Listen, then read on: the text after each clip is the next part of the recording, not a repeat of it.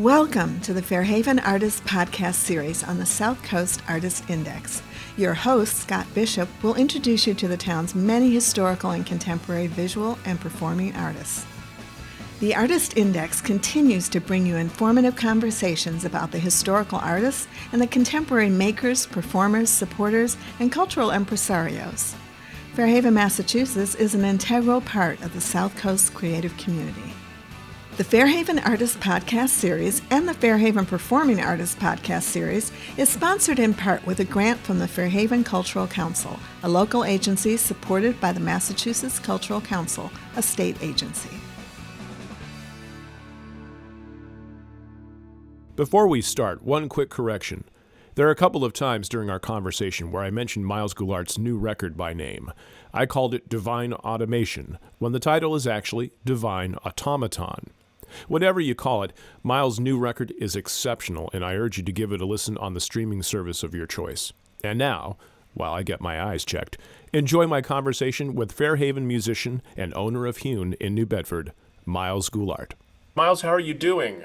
Pretty good. I just want to start out, if you don't mind, by sharing my first memory of you, because it is super vivid. You played a show at Co-Creative in New Bedford with Shelley, I think Shelley Carduce, Yeah, and I want Mike Heffernan. yeah. Yeah, who's now in Long Swan, and Shelley's usually down in Florida.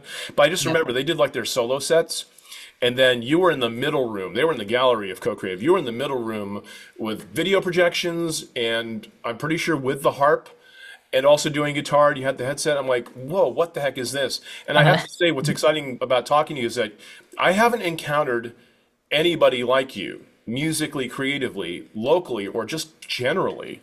You really feel like one of a kind. Do you feel like one of a kind? I mean, are there people you can trace influences to go, oh yeah, that's where I got that from? Or Oh, thank you. That's so nice. I don't know. I feel like, yeah, kind of. I think when I was younger, probably like in high school, I went to see Diane Cluck in Providence, and the opener was Orion Rigel Damasse, who's like from Providence. And she did this set where she was playing the electric cello, and she played the electric cello, but she plucked it and played chords on it, and she had a violinist with her, and she had projections for her set. And I thought it was like the coolest thing I had ever seen. Like, I just sat there in the show and was like mesmerized by the lyrics she was singing, the instrument she was playing, like project it was just a full experience put on by one person. And that was probably the first time I experienced a thing like that, and I realized like no matter what scale you're playing at, you can make big things happen. Like, I love that. Have you done projections lately with your music? yeah, the so I released my album this past summer, and for that I did like a full hour long projection to go with the full album. Very cool. I hope to see that at some point. Is that something you'll break out again? Yeah, so I did one other showing of it in the fall, and I was supposed to do one about a week ago because my friend was putting on one of their full things, but we ended up both just doing kind of making it a smaller show and like kind of messing around with playing some newer music. But if I get the chance, I definitely do the show again with all the visuals. I wanted to ask because the harp is, I would say, your primary instrument, at least Yeah, on the record. And when I think of the harp in like pop or indie, like pretty much the only person I can think of is Joanna Newsom. yeah. So there's not a lot of harp generally, or at least solo harp artists in indie. I'm just wondering, like, when did you pick up the harp? Um, so I think it was probably like my freshman year in high school. So that was probably like 2011. And I started listening to Florence and the Machine had Dog Days Are Over that like came out, and it was like all over the radio. And I just heard the harp and was like, I think I might have seen the music video too, and just thought it looked so cool. And just immediately felt like I needed to play it. Um so yeah, I kind of like started off with a smaller harp. Um, and then I had like an intermediate one, and then I worked my way up to like this pedal harp that I ended up getting. Um, but yeah, from there, like after like exhausting like Florence and the Machine's like catalog at the time. Like I discovered Joanna Newsom and Michaela Davis, who's from Boston. Um, who's another one? Yeah, there's a few other random harpists that I've like listened to. I can't, one's on like the tip of my tongue right now, and I love her. Oh, Serafina Steer. Um, yeah, and just kind of went from there. What is it like writing on harp? Just because I think as a guitar player personally, like you got the six strings and you've got the fretboard, whereas with the harp, it's like you've got basically the whole scale, several octaves to pluck. Yeah. Do you start just at the harp? Are you imagining chords, melodies?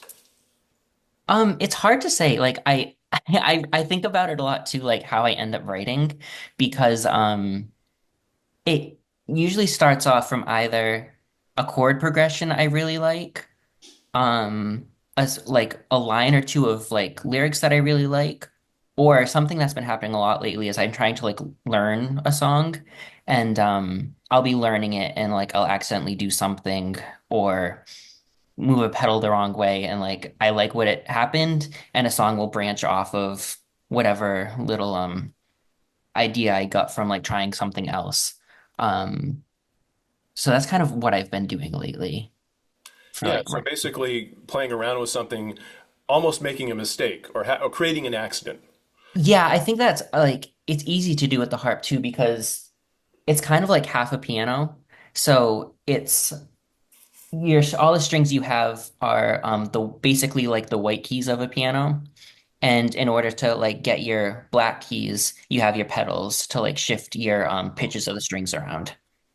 So something like I've always kind of done is like put my pedals in like a strange like set and then try to work something out of that. And the harp will like spring to life with all these ideas itself. And then from there you can shift around, change keys as you're playing, and it's fun to write on the harp because it does have to work for you, I feel like. Does it ever get intimidating? It's all those strings. I look at it, I get intimidated. Um, I I I don't want to say intimidated. It's more like possibility, I think. I like kind of I don't want to say like narrow-mindedly, but like I think when I was younger, I sped through like learning the guitar, then like piano and cello because like I learned the chords and like a pick pattern, be like, okay, I want to do something else. And I never put the time in, yeah, and like violin, I never put the time in to like build up skill with those things and like achieve new things. Instead, I'd like learn the basics and get tired of the sound and try something else. And I think the harp was kind of like the final thing I tried where I was like, you can keep exploring it and like it, I don't want to say it forces you to like keep um growing your skills, but like it welcomes you to like grow new skills very easily, I feel like. And especially these past 2 years, I've been trying to like grow skills instead of just playing what I've known on it. That makes a lot of sense because when you look at the guitar, unless you're going to get into alternate tunings, which is kind of a pain in the neck. It sounds to me like with the harp, you're not creating alternate tuning so much as like you can adjust the key based on Yeah. the pedals. Whereas with a guitar, you have to do that with a capo or you'd have to do an alternate tuning, and even then you can kind of I feel like you can get stale pretty quickly because you still fall into the same kind of shapes. I mean, on harp, would you fall into the same kind of patterns and just Yeah, speed it up with the actually, pedal? that's super true. I noticed myself doing that. So with the album that I put out last summer, um, when I was kind of I there's like 4 songs on that that are strictly like harp based. Um, and I noticed myself kind of gravitating towards these similar like polyrhythmic structures where my bass hand is doing like a dun dun dun dun, and on top you got a da da da da da da. So it's like they're interacting with each other. And I noticed myself incorporating that into a lot of the songs, and a lot of things just became like polyrhythmic little like crystalline like structures. And as soon as I like realized that, the next thing I jumped into the song I wrote, I tried to make it like spaced out, and I don't know what the word would be, but not so pointy, I guess, and like structured with itself, more so like looser, trying to like have like a 90s piano ballad in mind versus I don't know. I can hear that though, because I hear Yeah. a lot of 80s and 90s in the record. So the record's Divine Automation. And I've been listening to a lot lately, knowing we're going to chat, and I'm struck by that variety, and it makes sense because that variety partly comes about by you catching yourself like, oh, I'm getting into what's instead of like an exploration, almost like a habit. Is that fair Yeah, to say? Yeah. definitely. So can you talk about the writing of the record? You have four harp-based pieces. You go to guitar, there's keyboards. I mean, just take us through writing the record, like where you started from and where you ended up. Okay, yeah. I started so the last thing I like put out on like streaming services was in like 2018.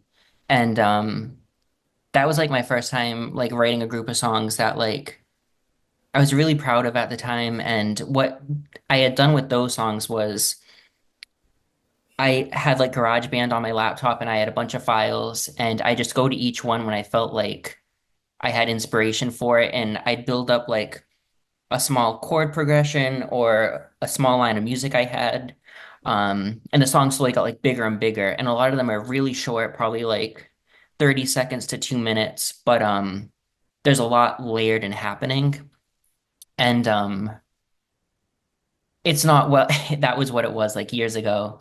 And after that, I hadn't released really anything. So this album's been in progress for like a long time. And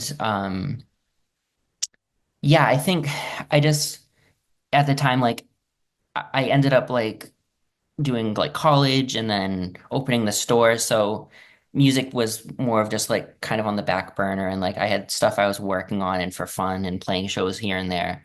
But last September, um Michael McLean asked me to play a show and I played it with Jeff Angeli, and after the show, Jeff Angeli and Christian Camaros said like the nicest things to me about my music that I had played, and I just felt so inspired. And I went home and just like wrote the rest of the album like Oh over the wow. course of probably like 2 months. Um, and I also had a customer come to the store like probably 2 months before that, and their name is Emma Newton, and I have like a small broken harp on the counter at the store. And we were talking about that and come to find out like they played harp and they produced music in Rhode Island and all this stuff. So I think I probably contacted them the same day and was like, I'm gonna finish a project soon. Could you like mix and master like GarageBand files? And I sent them one song and they were on board and I put the rest in their hands after I like recorded everything. And that's kind of how it got wrapped up in the end. Wow. It's really serendipitous because it's an amazing sounding record. Thank you. I'm a sound fiend, honestly. Okay. And I was listening to it on headphones, and it's like there are so many great sounds, and there are moments where it goes lo-fi, and it goes Yeah, lo-fi for a reason. It's like an aesthetic thing as opposed to I don't exactly. have the tools, and then it opens up into something that's like just four-dimensional sound. It's Yeah. really, really lovely, and It's really fun because I'm so glad like you listened to all that. Because partway through like the time of like recording things, I was like, oh, I'm gonna make an album that's like really like put together and like I want it to sound like so professional and everything.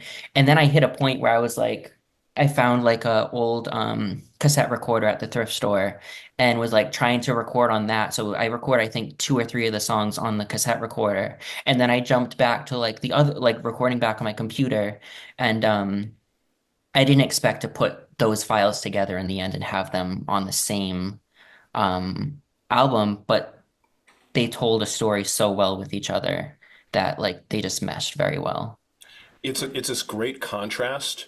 I really encourage folks to listen to the record because when you hear the start of the record, it's very lo-fi, and then it just opens up, and then it comes back to it at times. Yeah.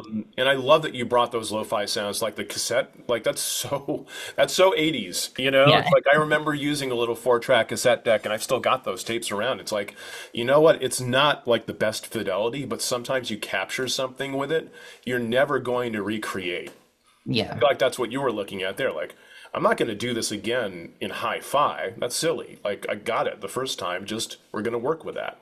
Exactly. Can you take us through all the sounds on the record? Because I know there's harp and guitar, there's wonderful synthy stuff. I'm sure there's a lot of stuff that Emma did in the mix as well, but it's just Yeah. such a sonically rich record. Oh, cool. What specific, what do you, what, So, I'm thinking in terms of like, let's talk about how you recorded it because it was recorded in GarageBand at yeah. home. Can you take us like through a song where, here's what I did to start? Did you like lay down a rhythm track or, Okay. um, Yeah. That's so actually the kind of biggest thing for this album was as I was like pushing myself to finish it, like I set myself a deadline with Emma to get everything by this past year. And for the songs that were recorded on cassette, I think it's the intro song, the outro, and one guitar song closer to the end. Um, those cassette songs, there was no tick track or anything. I just recorded those as they were. Um, but all the other tracks were when I had sat down and be like, there's going to be a tick track. I'm going to get everything like rhythmically sound and like cohesive with each other. And then the last two songs were heart based. It was, my mind's blank right now. I have to look at when I'm talking, everything goes out the window for me. I know the feeling. Yeah. I'm a dad of two teens. Stuff is always flying out my mental Oh window. God, yeah.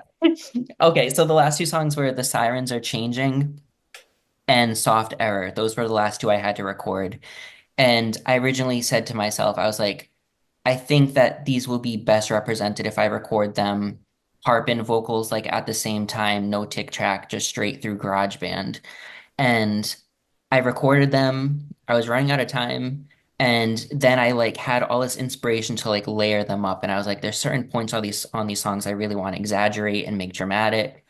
And as I was layering tracks, I was like, I have to put a tick track behind this. Like I'm getting things messed up and I'm not doing these are like two of my favorite songs. I want to do them justice in my head.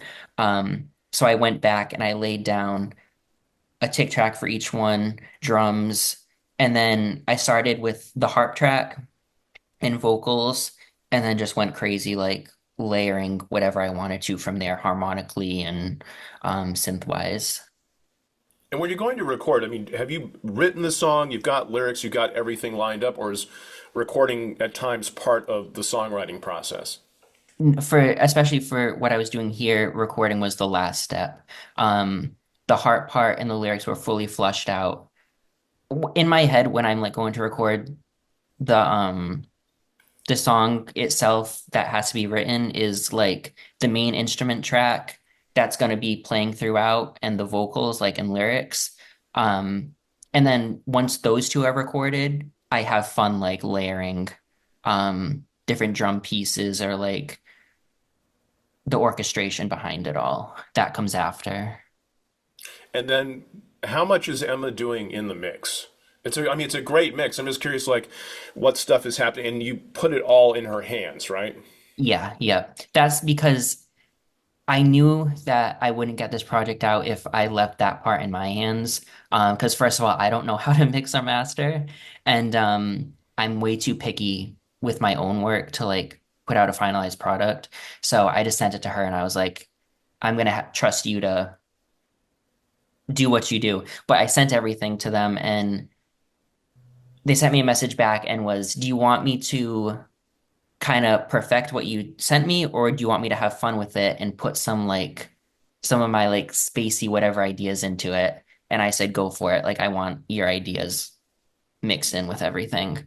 Um, so a lot of the I want to say like the spatial sounds Emma put in. Hmm. Like I kind of sent them like the instrument tracks, the vocal tracks, and then they went in and cleaned everything up and made things like the biggest song that they contributed to was Soft Error.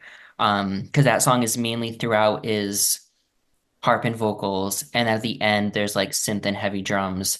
But they throughout the song they put in all these like crazy spatial like technologic sounds that are like moving around and breath sounds and um that's the biggest song that they've really built up for me. Are those sounds they brought in, or are they manipulating sounds that you It was a already had. mix. Yeah, Yeah, because I noticed in some points there I could hear my breath in different parts of a song or certain words that weren't there in a different part of the song.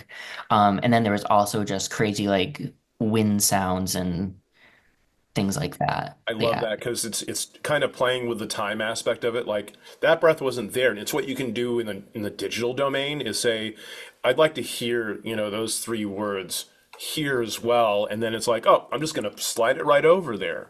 Yeah, I also totally. love the fact that essentially it's like Emma was a band member in the sense of, that collaborative aspect of handing it off to someone and saying, I'm going to trust that you're going to do what needs to be done to these songs. And then getting something back that you could never have created, even if you had the technical skills to mix it yourself, they're going Mhm. to do something entirely different. And I think that combination of like what you gave them and then what they mix is it's just really, my English friends would say it's gobsmacking. I really love it. Um, so I wanted to talk about the lyrics for a second because one of the things that caught me, and it's tough, especially I find as I get older and I don't have lyric sheets in front of me to absorb words, but I will Yeah. say a lot of these songs have amazing opening lines. I think Skin Diver has an opening line like in a past life I must have died underwater. Mhm. Can you take me through like I mean what was that the first line you wrote? Um, I'm kind of going through the lyrics in my head and trying to think what came first. That's actually the oldest song Yeah. on the album. That was the first one I had written. Um, but I I say it because it's such a great hook, and I love unexpected opening lines in songs because it makes listeners go, what did he just say?" yeah. And it has that quality, and then you play through with the whole underwater theme. It must be a different song. Which song has the GI Joe with the Kung Fu grip? That is that The song. same song? Oh yeah. Yeah. Yep. Oh my God. Just some great imagery. But when you're writing lyrics, are you there with like listening to what you've recorded, or are you like there with the harp and then stopping like I'm gonna scribble something here? No, it's usually usually lyrics come first and then I, I'm usually writing down like words I like or sentences I like or something. So I like kind of like you said with that hook, I might have one day written down in a past life I must have died underwater. And I might have sat with it for a while. And one day I either sat down and like wrote the rest of the song or slowly built up like a little verse and a chorus or whatever. And then usually after that, I like build music around the lyrics. But yeah, it's usually the lyrics kind of set down first. What's next musically? I mean, are you in a state where you're going to write more songs, or is it kind of like I just put out this huge record that took years to make, and I ran to the finish line? I'm just going to sit back for a little bit and take stuff in. I actually like can't stop writing right now. It's Nice. I love yeah, to hear it's that. yeah. It's been a ton of fun. I think what happened was I was off and on playing the harp in that span of time when I was like graduating college and opening the store. And then I think after I played that show last year and like met Jeff and Christian and I like forced myself to finish the album, um, I noticed how quickly I like regained skill on the harp and then it like progressed because like I keep saying using the song, but I think it's like probably my favorite song I've written so far that's out there. Um, Soft Error. When I was recording that song, there's a part at the end that that was like killing me to get it in time to Emma because I like didn't have the skill to play what was in my head. Mm, And it took a long time to get myself to the skill level to then finish the recording and get it to them. So I think after that, I was like, I found myself at a new level with the harp yeah. and found myself with my hands accustomed to doing new things I didn't know how to do. And I've just been running with all these, and actually, in contrast to what I said before, where like I usually have lyrics and write music, I find myself at currently like writing music and having no lyrics, and I'm writing a lot of instrumental stuff around very sparse lyrics right now. And it's kind of inspiring a new group of music I wasn't expecting to come up with right now. It's But amazing. I'm looking it, forward to hearing that. Not to rush you, no, I am wondering what was the time frame when you decided, I'm going to do the stretch run. How many songs did you have, did you write and record in that, and what kind of stretch time-wise did you pull all that together, knowing like I really want to pull this together and get this record done because I've been at it for years, but now I want to like really focus and yeah, I get the think stretch run. um the only songs that needed to be that I wrote, so it was last September I played the show, and then probably I went home and like immediately got to work, and I had written all the stars on the harp for that show because I wanted a new harp song. And then I think all I had left was Soft Error came out probably right around that time, and maybe one or two guitar songs. Um, I think maybe like The Ceiling Has Stars I wrote it around that time. Um, so I wrote like one or two more songs and then recorded everything by it was either I think it was December or January. I got everything to Emma at that point. They sent everything back to me 2 weeks to a month later. And then so we're probably at like February or March now. And then by March I was like sent everything to the streaming services just so they were there when I wanted it released in Yeah. July. Yeah. Because we the little ones do not get to control exactly when that stuff comes out. Yeah, exactly. Usually a So surprise to us if we put it in at the wrong time. yeah. So the new stuff that you've written, I mean, are you thinking about a new record, or are you just like I'm just going to write and record? I mean, it's so much fun in my head to like plan Oh what yeah, I'm gonna come I up with. love doing that. Yeah, and Me like trying to too. see like how you can line things up and fit them together and Oh, this is an opener. That kind of thing. I love exactly. thinking about that. Yeah. And then it's like, oh, that'd be a good opener, but it's like, have I done that before? Should I try a different Yeah. type of yeah. But it's funny because so I met Christian and then Christian Kamara when we've been going back and forth about like if I want him to orchestrate these songs and like if I send him like a harp and vocal track and he like write a full thing behind it. But then I'm like writing them and I'm like, maybe I want this album to just be harp and voice and just record that really well in a studio and have like a robust harp sound with my vocals.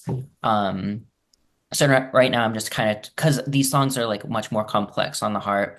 And I think lyrically, since the lyrics are so sparse, I think they have a lot more like color and not necessarily like depth, but like bite to them. So I'm thinking a really stark recording could really do them justice. But at the same time, it's fun to like have someone orchestrate. So I'm like, maybe I put out like one CD that's sparse and one where my friends all contribute and someone sings on a track, Christian arranges a track. Like, I don't know. You could do that. It'd be like a double album where it's like, here's the sparse version. Actually, the English songwriter Richard Thompson did that back in the 90s. It's called You, Me, Us. And it's not that the two CDs are identical track listings, but there is overlap where like four or five of the songs on each CD, one's done electric and the other side's done acoustic, Ooh, but very similar kinds of arrangements. And it was the idea of like, well, what happens if I play this in kind of more of a rock band versus we kind of peel back those noisy layers and let the story be told a little more clearly. you It have could to be like send a me that. really fun type of thing. I also think about what they've done with things like Let It Be, where it's like Let It Be had all those that big orchestration, and then there's Let It Be Naked, and they've done a series of those with the Beatles and John Lennon, where it's just like, what if we take all those really grandiose orchestral elements out, and now you just have the band. So Yeah, could be fun. And Christian's great. exactly. Yeah, Such a fantastic musician and writer. literally. Yeah. So at It's this funny. point, oh sorry, go. No, I was just gonna say kind of off that idea. I was at the thrift store last week and picked up a Sarah McLachlan CD, Fumbling Towards Ecstasy. Oh yeah. And I had never really listened to it before. And I popped it in like the CD player in my car. And especially from like the first track on, it's more so like the mix of that record. It's all I can like listen to this week. It's insane how it was mixed and like how powerful like the way it fades from like verse to chorus to like bridge and the way the tracks interact with each other is so everything is so loud and like trying to get on top of each other, but you can barely tell when they overlap and fade out because everything's so loud. But it's so cool. Like I don't know how to describe it, like to do it justice, but like I've also been listening to that and I'm like, I kind of want to incorporate those ideas because the use of like one synth, but you can't really tell that it's one synth because it's just overpowering everything else. It's really cool. I don't know. It's been a really inspiring record this week. Yeah. Could be Yeah. another one next week too. Who knows? Yeah, exactly. Yeah, exactly. Who are your inspirations? I mean, it's Sarah McLachlan this week, but like if you look at the core, artists who've influenced you. Um, I mean, I of course generically have to say Joanna Newsom. Um, yeah, I mean, probably for like 5 years, that's all I listened to. Um, but like, I think realistically, like, it'd probably have to be like Diane Cluck, Joanna Newsom, Orion Rigel Damasse, and probably like Japanese Breakfast. Um, for like the core over like the longest amount of time, those are probably the people that I find myself like whenever a song comes on, I'm like, that's kind of the idea of what I'm trying to be comfortable doing and like getting across, I think. Awesome. Well, I'm looking forward to whatever you do next musically. I would also love to talk about Hune because you also are a business owner, and Hune is an amazing shop. For those who don't know, it's downtown in New Bedford on Purchase Street. Can you talk a bit about Hune and what it's about? Yeah, totally. I started Hune back in 2020. Um, I had graduated college like a year or two before, and I had been working as a nurse. And COVID hit, and I I got burnt out doing nursing and it made me step back and realize like, oh yeah, like I chose to go to college for nursing because I wanted to pursue art and I wanted to keep myself stable. So nursing isn't the end goal. I can go try to explore other things like I'm young. Um, and I've always like if I can't go on tour and like just make albums 24/7, I've always wanted to have a store.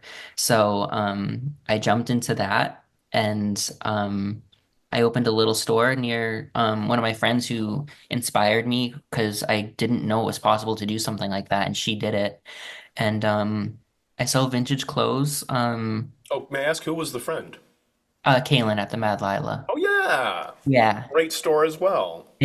Right on exactly. the corner of Purchase. Exactly. And I was like, wow, like this is possible. Like you can do things like that. And I went and did it and now I sell vintage clothes and knickknacks and all that kind of stuff. I've been there 4 years. And you have a piano in there, right?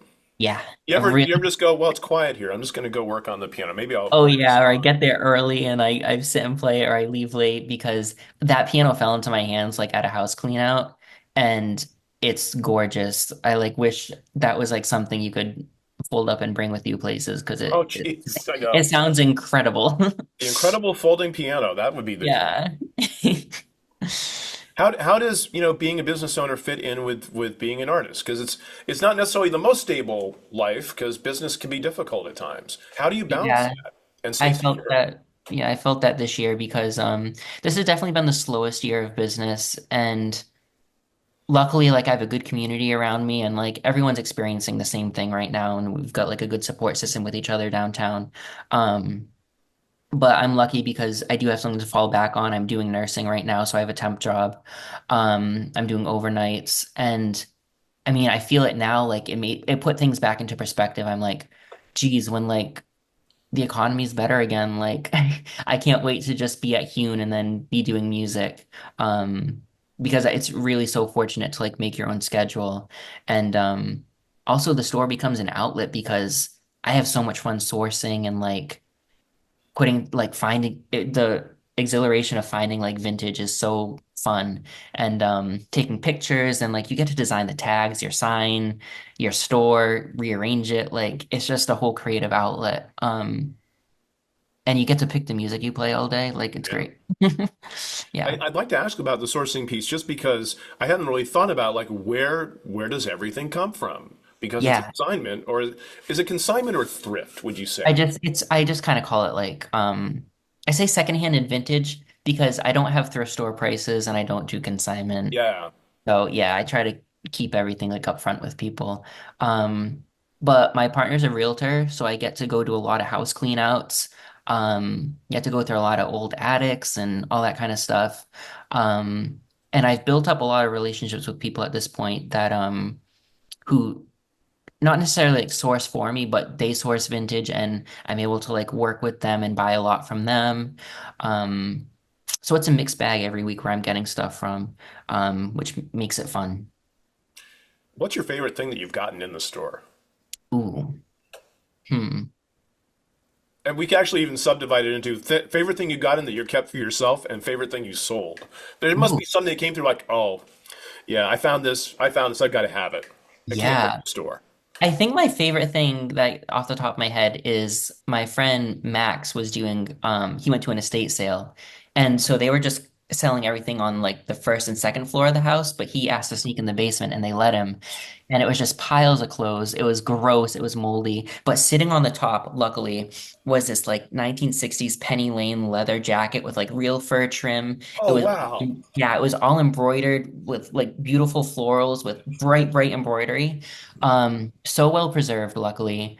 And I got that from him, and I didn't find it myself, but It came to you though. It it found came you. to me, it found me, and it's such a gorgeous piece, and I sold it this past fall. It's Was it funny, hard to let go of that one? yeah, because you kind of want it in the store. You're like, oh, I found that, and it's like a gem, and I want it on display, but it went to a good home. It traveled to California. Oh, nice. So yeah, yeah. And my favorite thing I kept for myself, I mean, pretty regularly things don't make it to the store. They just end up like In the I'll house. yeah, I end up keeping something because I collect vintage GI Joes and Barbie. So if anything like that pops up, that becomes part of my collection. Oh, wow. How big Yeah. is your G.I. Joe and Barbie collection? Um GI Joe I have a strange relationship with based on I can but tell by that one song. yeah, I don't know why as a kid, I was petrified of G.I. Joe. Um, but now I think he's kind of cool, so I collect him. But Barbie, I have a pretty large vintage Barbie collection. And I also started collecting the Mattel licensed Takara to make Barbies in Japan Oh, from 1981 to 1986. And they're really cool if you can find them in their original boxes. So I always on eBay like sourcing those. But are you ever over at Kojo's going like, "Hey guys, if you ever get these, oh yeah. can you They'll talk?" usually if they get some like 60s Barbie, they'll send me a picture. Oh, that's awesome. And Yeah. that actually it gets me wanting to talk about the downtown business community because you have relationships with Kaylin and with Kojo's, and can you talk a little bit about the downtown business community in New Yeah, Bedford? totally. It's a really like special place. Um and a lot of times people ask me like why downtown like and I it's like not even a question why it would be downtown. I don't think you could have a small business in this area in like any other space. I don't know where else I could like have my business where there's not like kind, supportive people around you and like a walkable area. It's really important. And luckily we have people like Calico's been a staple in Yep. downtown for like what, 18, 19 years now. Yeah. And if we didn't have Alyssa, the owner, running D&B Inc. and running all our events throughout the year and putting things together and running promotions and getting people down there, um, we wouldn't have a downtown. And luckily we have like a lot of cool people coming. Like we just had Claudia and Danny come downtown with Bushwood Taylor and the Stepping Razor Oh, Barbershop. yeah. They're an incredible couple and they're really down to earth, helpful, like nice people. And luckily people like that just keep coming. And And especially because they're filling a void there, because that little stretch of Purchase Street has been empty for a while, with yeah, it Purchase was Street pretty Records bad. leaving and Sanctum Folklorica. I know Lucky is still in business elsewhere in Yeah, the city, it but that was really sad, especially when like yeah. Lucky left because she was my direct across the street neighbor and she was always in my store every day with something happening. But it was always fun and I miss her energy. But luckily we have different energy now, but still people who like literally the so we got like Claudia, Danny, and then there's a fiber arts Yeah. studio that just opened. And the owner came over the other day and brought me a batch of cookies they made. So I was like, wow, like people are just so kind. It's not even made of fiber. What the heck? That's great. Yeah. Can you talk a bit about Hune as a creative space too? Because you've hosted music, you've had your own events, you've had open mics. You don't necessarily do it super frequently, but you do like to do it. Yeah. Was that something you wanted to do from the start of opening Hune? Yeah, I think especially at first, it's funny because I have a I have a tattoo on my ankle that says Hune. And I never really talked about this much either, but the word Hune came from Orion Damasse, one of my favorite artists. Um, she released a song called Hune back in like 2014. And I just thought the word was so cool.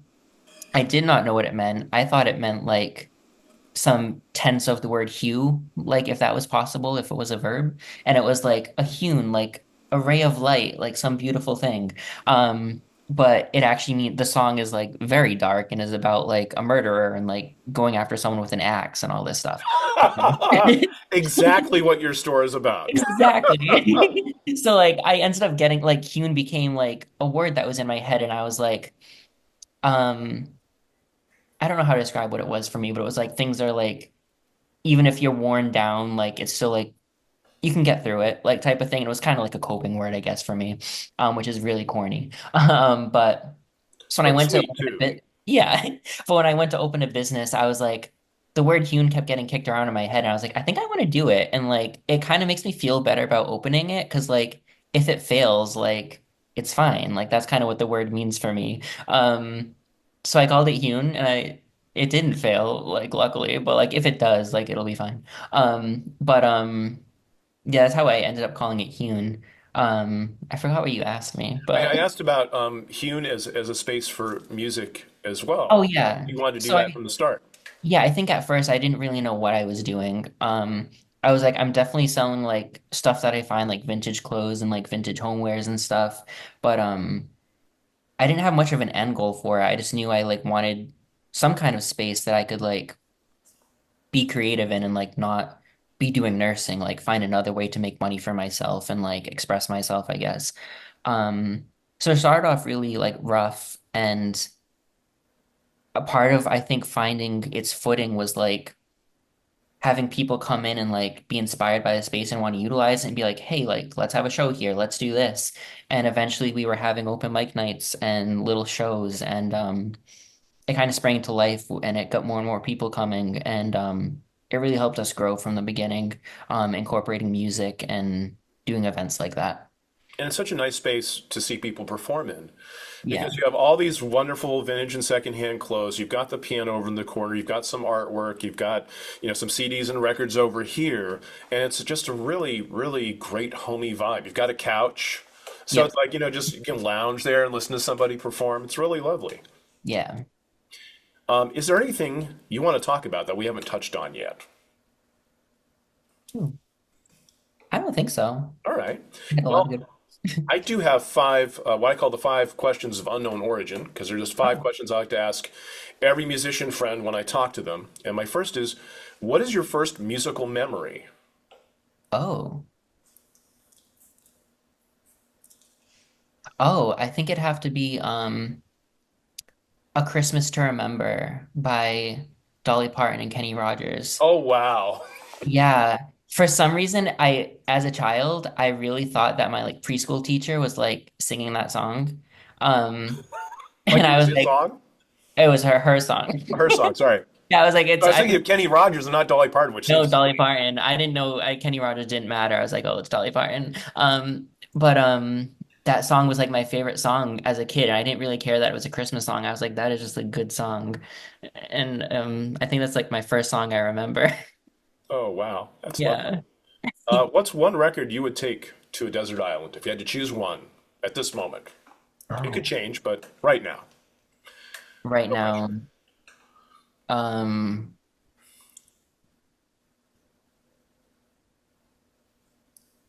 sorry, there's so much pressure. That's such a big decision. Um,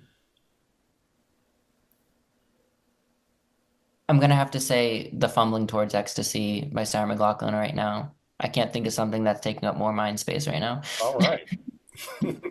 Who's a super sneaky influence on you? Like someone that if they listen to your music and you said, "Oh, that person's an influence," they'd be going, "No way." Oh, the Foo Fighters, maybe. Nice. Yeah. How would you say they influence you? Um, there's three songs that I go to a lot, and that's all I know from them.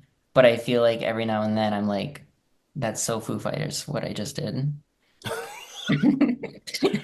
Next time you do something, I'm going to say, "That's so Foo Fighters, Miles." Yeah. Who's a musician, living or dead, you would really love to have in your band?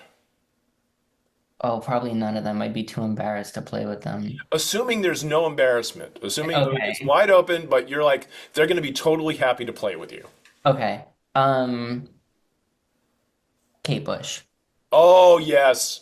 Yeah. My older brother Dale, I'm going to text him when we're off this call and say, "You're not going to believe this, but my man Miles, Kate Bush, he wants Kate Bush in his band." Yep, yep. Yeah, perfect. Um, Last question. What is your South Coast happy place? Ooh. Um, West Island, the beach. I usually go out there quite a bit and I just sit there and like either jump in the water or read or eat or just go there and be there for a while. Nice. Yeah. Miles, thanks for taking time out. I love your record. It's Divine Automation, folks. Please look it up on Spotify, YouTube, whatever your streamer of choice is. Divine Automation by Myles Goulart. Miles, thanks for talking to us. Yeah, of course. Thank you. You've been listening to the Fairhaven Artists Podcast series on the South Coast Artists Index with your host, Scott Bishop. The Fairhaven Artists Podcast series and the Fairhaven Performing Artists Podcast series is sponsored in part with a grant from the Fairhaven Cultural Council, a local agency supported by the Massachusetts Cultural Council, a state agency.